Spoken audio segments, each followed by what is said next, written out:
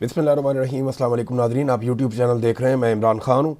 Nadreen, दोनों तरह की ख़बरें हैं, पाकिस्तान के अंदर से भी और पाकिस्तान के बाहर से भी। लेकिन सबसे पहले जो सबसे इम्पॉर्टेंट ख़बर है वो ये है कि चाइना ने फ़ौरन अपने शहरियों के लिए एक वार्निंग जारी की है। और जो ईरान में मौजूद है उनके शहरी, उनके लिए ये कहा गया है कि वो या तो ईरान को छोड़ दें या अपने आप को महफूज मकामात पर मुंतकिल करें। ये हदायत या हुक्मनामा जारी किया गया है चाइना की जानिब से, और ये इस साल में दूसरी मरतबा ऐसा हुआ है। इससे पहले चाइना ने इस किस्म की वार्निंग 27 फरवरी को जारी की थी इसी साल में, जबकि 28 फरवरी को अटैक हो गया था ईरान के ऊपर। इसराइल और अमेरिका की जानिब से अटैक हो गया था 28 फरवरी को, ये हम सबको याद है अच्छी तरह। तो एक मरतबा फिर चाइना ने उसी नौयत की एक वार्निंग जारी की है, और ऐसा लगता है कि अब दोबारा हमला होने वाला है, या कम से कम चाइना के पास ऐसी इंफॉर्मेशन है कि कोई बड़ा हमला दोबारा से हो सकता है। अमेरिका खित्ते में अपनी ताकत को बहुत ज़्यादा बढ़ा रहा है। 2003 के बाद पहली मरतबा अमेरिका के बहरी बेड़े इतनी बड़ी तादाद में खलीजी ममालिक के आसपास मौजूद हैं। यहाँ 3 डिफरेंट एरियाज़ हैं, मैंने कल आपको नक्शे से बताया भी था पिछली वीडियो में। एक तो अरेबियन सी में इन्होंने डेरे डाले हैं, पाकिस्तान के सामने ओमान और पाकिस्तान के बीच वाले एरिया में।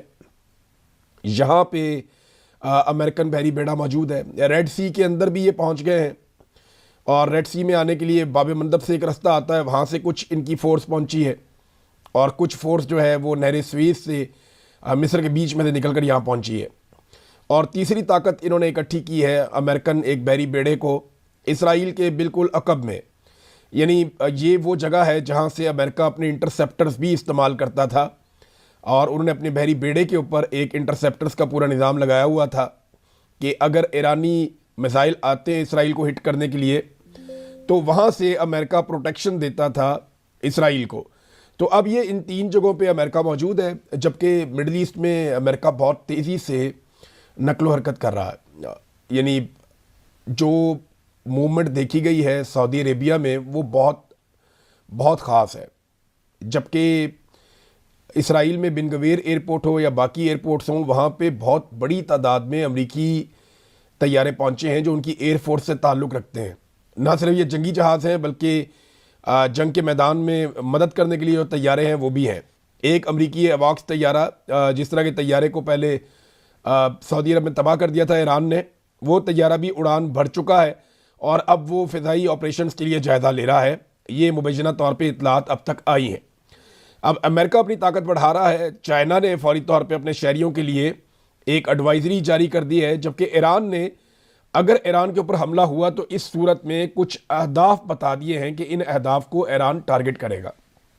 ये बहुत इंपॉर्टेंट है, और ख़ास तौर पे अरब ममालिक के लिए। ईरान के सरकारी टीवी ने तवानाई की इन तनसीबात की फहरिस्त जारी की है, जिनके बारे में उनका कहना है कि जंग दोबारा शुरू होने की सूरत में उन्हें निशाना बनाया जा सकता है।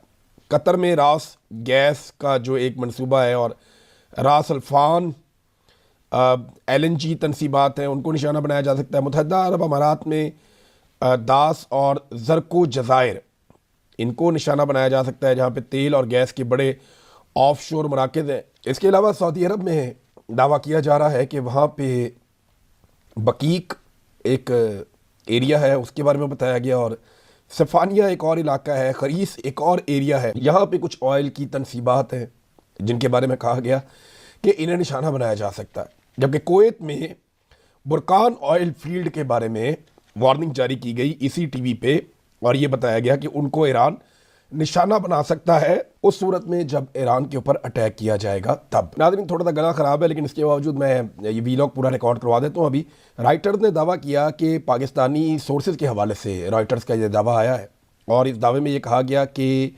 अब्बास अराक्ची जो वज़ीर ख़ारजा हैं ईरान के, वो एक छोटे से वफ़द के हमरा जुमे की रात को इस्लामाबाद पहुँच जाएंगे। देखिए, अल्टीमेटली होने तो मुज़ाकरात है। ईरान को और अमेरिका को एक दिन मुज़ाकरात की टेबल पे बैठना पड़ेगा, लेकिन दोनों ममालिक को ये बात समझनी पड़ेगी कि कुछ ना कुछ दोनों को छोड़ना होगा अमन के लिए। ईरान को कोई ऐसा रास्ता निकालना पड़ेगा जिसमें उसकी इज़्ज़त भी रहे, उसकी बका भी रहे, और उसके लोगों की जो है उनके जज्बात भी मजरूह ना हो, और अमेरिका को भी कोई फेस सेविंग मिल जाए।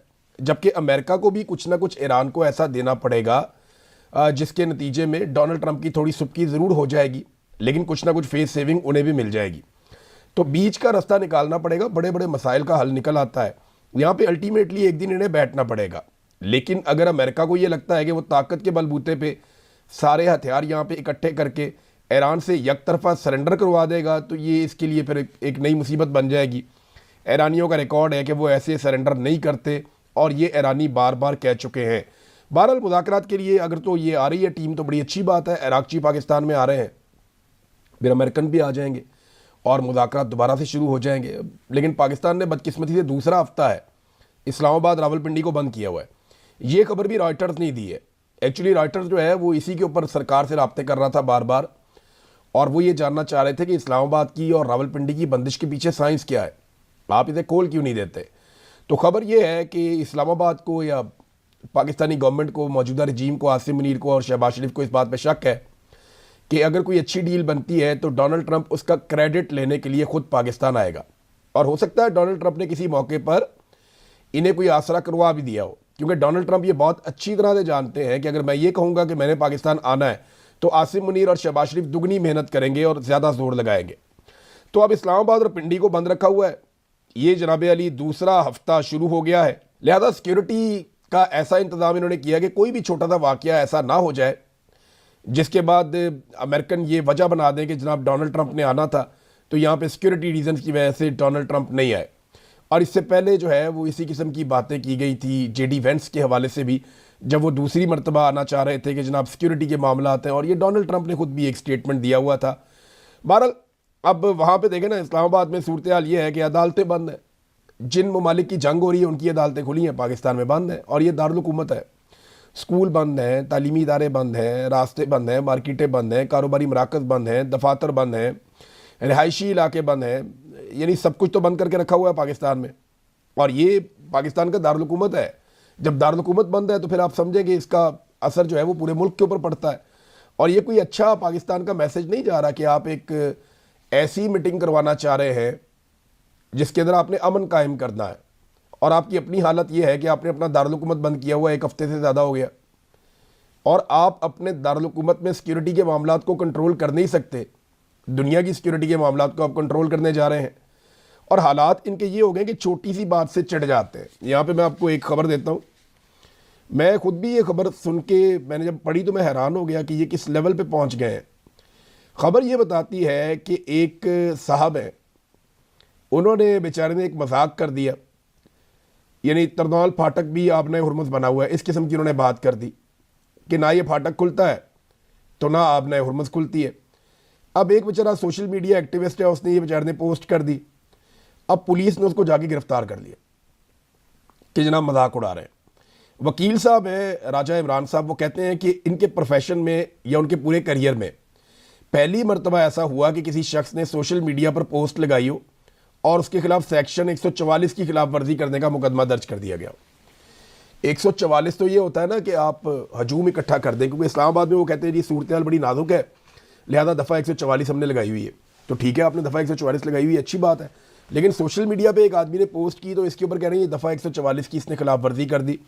ये वकील साहब कहते हैं कि मेरे तो अपने करियर में पहली दफ़ा मैंने ऐसी चीज़ देखी है, और वो भी बेचारे ने मजाक किया था। यानी तंज़ो मज़ाक भी अब आप पाकिस्तान में नहीं कर सकते, कोई शहरी कोई मीम भी नहीं बना सकता, कोई बात भी नहीं कर सकता, क्योंकि हुकूमत को बुरा लग जाएगा, हुकूमत पकड़ के बंदा अंदर कर देगी। तो अब ये जनाब मुकदमा दर्ज कर दिया और गैर मामूली सूरत हाल पैदा हो गई और बंदा गिरफ्तार भी कर लिया गया है। नादरीन, ये मज़ाहिया पोस्ट वाला मामला है। अब पाकिस्तान के अंदर क्योंकि हम आ गए हैं तो कुछ चीज़ें मैं आपके साथ शेयर करता हूँ। अगर कोई सोलर टैक्स नहीं देगा, यानी हुकूमत ने अजीबोगरीब काम कर दिया ना कि सोलर के सार्फिन के ऊपर अलग से टैक्स लगा दिया। वो नेट मीटरिंग वाला जो था, उनके मीटरों के ऊपर एक उनको बिल आता था, मीटर का किराया आता था उनको हर महीने, ये 1000 रुपया होता था। अभी लोग अपने बिल शेयर कर रहे हैं, कहीं पे ये 3000 से ज़ायद है, कहीं ये 4000 से ज़ायद है। ये क्या चल रहा है? यानी एकदम आप 4-4 गुना मीटरों के किराए आप बढ़ा रहे हैं। तो ये लोग बेचारे जाएंगे कहाँ पे? ये बिजली बना के सरकार को बेचते हैं, और ये तो हिस्सा डाल रहे थे पाकिस्तान की तामीर और तरक्की में, बिजली बनाकर बेच रहे थे, इनकी इन्वेस्टमेंट लगी हुई थी। अब बजाय इसके कि सरकार इनको ऑनर करती, इनको कोई बेनिफिट देती, जैसा कि सरकार ने इनसे वादा किया था, सरकार इनसे तारों के और मीटरों के पैसे ले रही है और हर महीने किराए के तौर पे ले रही है, और उन चीज़ों का किराया ले रही है जो इन्होंने खरीद कर लगाई हैं। यानी इन्होंने पैसा जमा करवाया ठीक ठाक, उनकी गारंटियां जमा करवाई हुई हैं इन्होंने। तो अब फर्ज करें अगर सोलर टैक्स जो हुकूमत लगाने जा रही है या जो कुछ भी हुकूमत कर रही है सोलर टैक्स के नाम के ऊपर, अगर कोई आदमी नहीं देता तो हुकूमत क्या करेगी? लोग सवाल पूछते हैं ना, हुकूमत क्या करेगी? हुकूमत के लोग आएंगे, घर से आगे सारे सोलर खोलेंगे, उतारेंगे, गाड़ियों में रख के साथ ले जाएंगे, ये करेंगे? या सूरज के ऊपर कपड़ा डाल के उसको अंधेरा कर देंगे, जनाब सूरज की रोशनी आपके लिए बंद हो गई है, क्या करेंगे? मसनूई बादल बनाएंगे, बना के लाके सूरज के आगे खड़े कर देंगे, किस तरह करेंगे? ये इंतहाई नामुनासिब है। या तो आप मुल्क के अंदर पूरी बिजली दे रहे हो, सस्ती बिजली दे रहे हो, तो फिर आप ये कहें जनाब आप अपनी बिजली पैदा नहीं कर सकते, क्योंकि आप अपनी बिजली पैदा करेंगे तो आप हमारी बिजली नहीं खरीदेंगे, हमने आपके लिए इजाफी बिजली बनाई हुई है और बहुत सस्ती बिजली हम आपको दे रहे हैं। या तो आप ये कर रहे होते, बिजली की कीमत आपने 4 गुना बढ़ा दी है, 1 यूनिट इस्तेमाल करते हैं 3 यूनिट के हम पैसे देते हैं, लोड शेडिंग उसके बावजूद हो रही है, और गवर्नमेंट ने खुद पॉलिसी बनाकर लोगों को मजबूर किया कि वो सोलर लगाएं। कई लोग तो बेचारे ऐसे हैं, ये कहते हैं जी अमीरों को हम निशाना बना रहे हैं। बहुत सारे ऐसे लोग हैं जिन्होंने अपने जेवर बेच के, अपना कीमती सामान बेच के, उन्होंने सोलर लगाए अपनी छतों के ऊपर कि चलो बिलों से तो हमेशा के लिए हमारी जान छूट जाएगी, कि हमें बिल नहीं देने पड़ेंगे। वो 25-30 साल का एक फार्मूला हमारे पास आ गया, हम बिल नहीं देंगे और इसको मेंटेन करके एक नए तरीके से चलेंगे।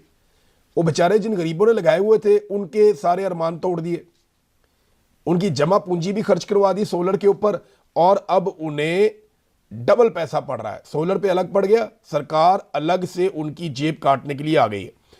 इमरान खान साहब के बेटों ने कुछ इंटरव्यूज दिए हैं, मैं उसके बारे में भी बात करता हूं, लेकिन उससे पहले गंदम की खरीदारी का वक्त आ गया। निजी कंपनियां कुछ खरीदारी के लिए सामने आई हैं, मगर अभी तक की जो कार्रवाई डाली जा रही है ना, मेरी कुछ किसानों से बात हुई है, उससे ऐसा लगता है कि हुकूमत और माफिया मिलकर किसान की कमर तोड़ने वाले हैं। ये मैं वक्त से पहले खबरदार कर रहा हूं, मैंने पिछले साल भी बताया था कि ये किसान को बहुत बड़ा डैमेज करने वाले हैं, और पिछले साल इन्होंने किसान को डैमेज कर दिया था। इस साल किसान बड़ी मुश्किल से खड़ा हुआ है, क्योंकि सैलाब की वजह से उसकी जमा पूंजी पहले ही ज़ाया हो गई थी, और बड़ी मुश्किलों से कर्जे पकड़ के उधार लेके किसान ने अपनी गंदम लगाई हुई है, और अब उसको लूट मार करने का जो टाइम आ गया है, ऐसा लगता है कि किसान की कमर तोड़ देंगे माफिया और हुकूमत मिलके। मगर अपोजिशन इस सारी सूरत में गायब है। बिजली के खौफनाक बिलों का मामला आया, अपोजिशन गायब। सोलर के ऊपर टैक्स लगाने का मामला आया, अपोजिशन गायब। गैस के बिलों पर अपोजिशन गायब, बिजली की लोड शेडिंग पर अपोजिशन गायब, पेट्रोल की कीमतों पर अपोजिशन गायब, इस्लामाबाद रावलपिंडी की बंदिश अपोजिशन गायब। दर्जनों शहरी एहतजाज के दौरान चौथी मरतबा पाकिस्तान में गुज़िश्ता 3 सालों में शहीद हो गए, अपोजिशन गायब। पाकिस्तान तहरीक इंसाफ के लोगों ने आखिरी एहतजाज इमरान खान की फैमिली के खिलाफ किया था, मुझे जहाँ तक याद है। यानी इमरान खान की फैमिली ये क्यों करती है, वो क्यों करती है, आखिरी एहतजाज उन्हीं के खिलाफ देखा है मैंने। स्ट्रीट मूवमेंट का कोई इलम नहीं वो किधर गई। एक इमरान खान ने हुक्म दिया था स्ट्रीट मूवमेंट चलाई जाए, तो स्ट्रीट मूवमेंट के नाम के ऊपर जाके थोड़ी सी पॉलिटिकल एक्टिविटी करते हैं और कह देते हैं जनाब ये स्ट्रीट मूवमेंट चल रही है, वो भी गायब हो गई है। किसी बात के ऊपर इन्होंने अभी तक अपोजिशन नहीं की। देखें, अगर अपोजिशन नहीं करनी तो घर जाएं। अवाम का बजट क्यों खा रहे हैं, तनख्वाहें क्यों ले रहे हैं, अवाम के वसाइल क्यों ज़ाया कर रहे हैं?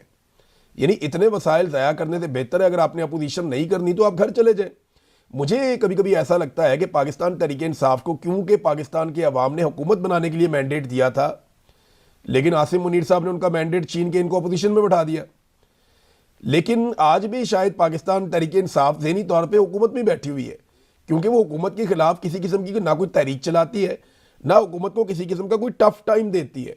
किसी एक मामले के ऊपर ये गरीब पाकिस्तानियों के साथ, मजबूर पाकिस्तानियों के साथ खड़े हुए हो। स्कूल इन्होंने बंद कर दिए, पेट्रोल की कीमतें कहाँ से कहाँ लेकर चले गए। आलमी मंडी में आज भी उतनी नहीं है जितनी इमरान खान के दौर में थी। सारा कुछ इन्होंने करके देख लिया, जो इन्होंने अवाम का कचूमर निकालना था इन्होंने निकाल दिया, लेकिन अपोजिशन खड़ी नहीं हुई। ये बहुत अफसोसनाक है। पाकिस्तान तहरीक इंसाफ की जिस तरह की अपोजिशन है ना, कोई भी हुकूमत होगी पाकिस्तान में वो दुआएं करेगी और कोशिश करेगी कि हमें इसी तरह की अपोजिशन मिल जाए। अब जरा इमरान खान साहब के बेटों की बात सुन लें। इमरान खान साहब के बेटों ने इंटरनेशनल मीडिया को एक मरतबा फिर इंटरव्यू दिया। उन्होंने कहा तकरीबन 4 साल हो गए हमने अपने बाप को नहीं देखा, हमारी उनसे बात तक नहीं होती। ईद पर हमारी थोड़ी देर के लिए वालिद से बात हुई थी, हमारी जब इमरान खान से बात हुई तब उन्हें 2 दिन बाद वालिद से बात हुई। 4 साल हो गए हमने अपने बाप को नहीं देखा, हमारी उनसे बात तक नहीं होती। ईद पर हमारी थोड़ी देर के लिए वालिद से बात हुई थी, हमारी जब इमरान खान से बात हुई तब उन्हें आंख का शदीद मसला हो चुका था। उनकी कोशिश है, यानी पाकिस्तानी एस्टेब्लिशमेंट की वो बात कर रहे हैं, कि आलमी सतह पर अपना इमेज बेहतर करें और इंसानी हकूक़ की खिलाफ वर्जियों और जमहूरियत की जो वो गुज़िश्ता चंद सालों से तौहीन कर रहे हैं उससे दुनिया की तवज्जो हटा सकें, इसलिए ये भाग दौड़ भी कर रहे हैं आजकल। मेरे वालिद मुल्क के सबसे मकबूल इंसान हैं, कासिम खान ने कहा, और वो इस करप्ट निज़ाम के ख़िलाफ़ खड़े हैं जिसे ये सब मिलकर बरकरार रखना चाहते हैं। ये एक करप्ट रियासत है जिससे वो जितना हो सके फ़ायदा उठाते हैं और इसे इन लोगों में तकसीम करते हैं, वो आपस में तकसीम करते हैं लूट मार करके। हमारे वालिद अपनी बिनाई का 80% खो चुके हैं। वो कई महीनों से अपनी आंख के बारे में शिकायत कर रहे थे, लेकिन उन्हें नज़रअंदाज किया जाता रहा। अब जाकर उनका इलाज शुरू किया गया है, जो कि वक्त पर होना चाहिए था, मगर देर से हुआ। उनकी आंख की हालत अच्छी नहीं है। हमें इस बात की कोई मालूमात नहीं कि यह मसला क्यों पेश आया। हमें कोई मेडिकल रिपोर्ट भी फराहम नहीं की गई। सब कुछ छुपाया जा रहा है। इमरान खान के बेटों ने ये इंटरव्यू दिया चैनल 4 को। इसके बाद जो इमरान खान साहब के बेटों ने कहा वो भी आप सुन लें।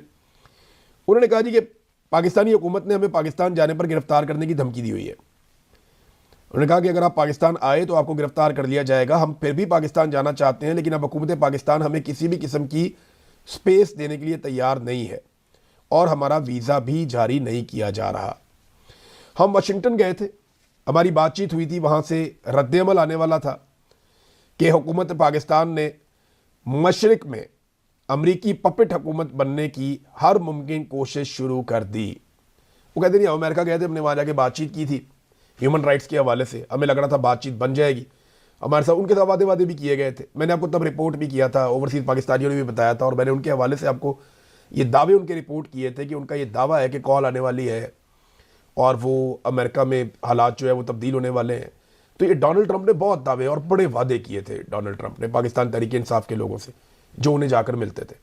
इसी तरह जब ये रिचर्ड ग्रेनल वगैरह मिले इन्हें, कासिम को और सलमान को, तो उन्होंने इनके साथ भी बातचीत की। वो कहते जी हमारा तो मामला बनने वाला था कि रद्द-ए-अमल आने वाला था। हम वाशिंगटन गए, वहाँ हमारी बातचीत हुई थी। हुकूमत पाकिस्तान में मशरिक में अमरीकी पपेट हुकूमत बनने की हर मुमकिन कोशिश शुरू कर दी। उन्होंने पहले डोनाल्ड ट्रंप को अमन के नोबेल इनाम के लिए नामजद किया, फिर उन्होंने अपने मिनरल्स अमेरिका के हवाले करने की कोशिश की। उन्होंने क्रिप्टो करेंसी के ज़रिए खुशामद की कोशिश की। उन्होंने हर वो काम करने की कोशिश की जिसके खिलाफ इमरान खान स्टैंड लिए खड़े हैं। यानी ये आप ध्यान में रखें कि क्रिप्टो वाला मामला जो है ना, ये छोटा मामला नहीं है। बिलाल बिन साकिब, ये एक नाम आपने याद रखना है। इनका नाम इंटरनेशनल मीडिया की जीनत बन चुका है पाकिस्तान के हवाले से, और इनके ताल्लुकात इस वक्त जो ट्रंप एडमिनिस्ट्रेशन के अंदर अहम लोग हैं उनकी फैमिली और बच्चों के साथ हैं। और ये वो ज़रिया है जहाँ से फील्ड मार्शल आसिम मुनीर ने वाइट हाउस तक का रास्ता ढूंढा है, और इसके बारे में एक नहीं मुतअद्दिद खबरें पहले ही छप चुकी हैं। नाज़रीन, एक और बात इमरान खान के बेटे ने कही। उन्होंने कहा जी फरवरी में जब इमरान खान को रात के अंधेरे में सरकारी अस्पताल लाया गया तो एक नौजवान ने गाड़ियों की वीडियो बना ली, इन्होंने उसको भी उठा लिया और आज तक उसे नहीं छोड़ा गया। ये हैदर सईद की बात कर रहे हैं, वो बेचारा वीडियो बनाया, उसके बाद उसको भी गिरफ्तार कर लिया। तो पाकिस्तान में हर वो आदमी जो आवाज़ उठाता है या बोलना चाहता है उसे गिरफ्तार कर लिया जाता है। फिर इमरान खान के बेटे ने कहा कि मेरी ख्वाहिश है कि मुस्तकबिल करीब में पाकिस्तान में आज़ादाना इंतखाबात हों, मेरे वालिद आज़ाद हों, साफ़ और शफाफ इंतखाबात हों। इमरान खान 95% अवाम के नुमाइंदा हैं और वो पाकिस्तान के वज़ीर-ए-आज़म होंगे, लेकिन अभी कोई बेहतरी दिखाई नहीं दे रही। तो नाज़रीन, ये तो है जनाब सूरत हाल। पाकिस्तान तहरीक इंसाफ इमरान खान साहब की पार्टी है, लेकिन क्या वो इमरान खान साहब की पॉलिसी पे अमल कर रही है, इसके ऊपर हम बात करेंगे, क्योंकि कुछ चीज़ें डाटा मैंने आपके साथ शेयर करना है। लेकिन इस वीलॉग में अब तक के लिए इतने, अपना ख्याल रखिएगा, अपने इस चैनल का भी। अल्लाह हाफ़िज़।